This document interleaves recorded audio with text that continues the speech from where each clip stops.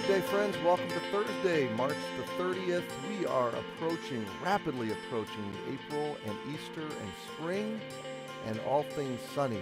So hold on a little longer, those of you that are tired of the cold and gray. And I hope wherever this broadcast finds you that you're encouraged today. We're in Psalm 75 and pressing in. So yesterday we said, "Unto thee, O God, do we give thanks. Unto thee do we give thanks, for that thy name is near, thy wondrous works declare." Now God's going to speak, and he's going to speak in really two parts.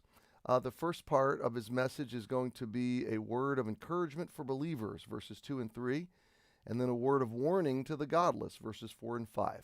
So let's hear what God says. "When I shall receive the congregation, I will judge uprightly. The earth and all the inhabitants thereof are dissolved, and I bear up the pillars of it." Selah. What is God saying? Well, he's assuring his people that he has already appointed, already determined a time for judgment. And so the things that are happening around us in our world are not unchecked. They're not going to be unaccounted for. Every single injustice will be reckoned with in God's ultimate and final day of judgment.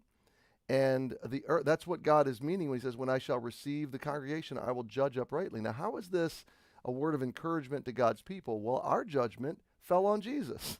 Because of our faith in Christ, we're not afraid of God's judgment because Jesus bore that judgment. So when we look at the world and we're operating in this realm of grace and mercy where we're doing everything we can do to compel people to come to Christ, we can live with this calm assurance that God's going to receive the congregation, the population, and he will judge uprightly, and that the earth and all the inhabitants will be dissolved at his judgment. Like, it's all going to be reckoned with, and that he is the one presently that bears up the pillars, that holds all things together.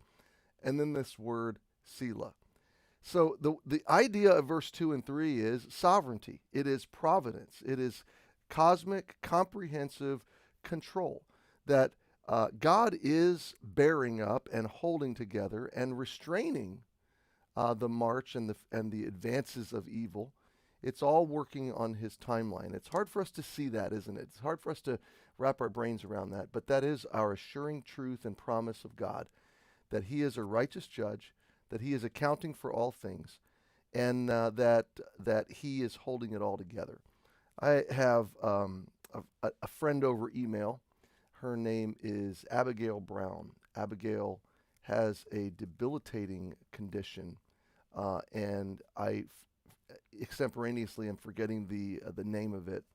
But Abigail emails me on a regular basis, and she is bound to a wheelchair, and she can only use one hand. She can't speak, but she can type. And she has a device, kind of like an iPad, that can help her select words and things. And so every now and then she writes me an email. I think she watches Enough for Today. So if you're watching today, Abigail, hi. It's good to know that you're there. But she also watches our every Sunday live stream. I think she lives in Oklahoma. And she recently shared a video with me where she got to go visit Johnny and friends. Johnny, Erickson Tata. And she got to spend some time there talking to her. And she presented Johnny with a painting. Abby likes to paint, and she paints some beautiful things. And I don't even know how she does it. It's amazing and remarkable. But just when I get her emails, I pause and I read deeply because I know it takes her hours to construct an email to me. And so it just means the world when I hear from her. But she gave Johnny a painting on this video that said, it was an abstract painting, but then it had words across the abstract that said, "God permits what he hates to accomplish what he loves." And that phrase goes deep when you think about recent grief, recent tragedies, recent sorrows, and maybe even something that you're going through in your life. God permits what he hates to accomplish what he loves. And that is kind of built into the sense of verses 2 and 3, that he loves his people, and one day he will judge and he will dissolve all iniquity and all sin and all wickedness.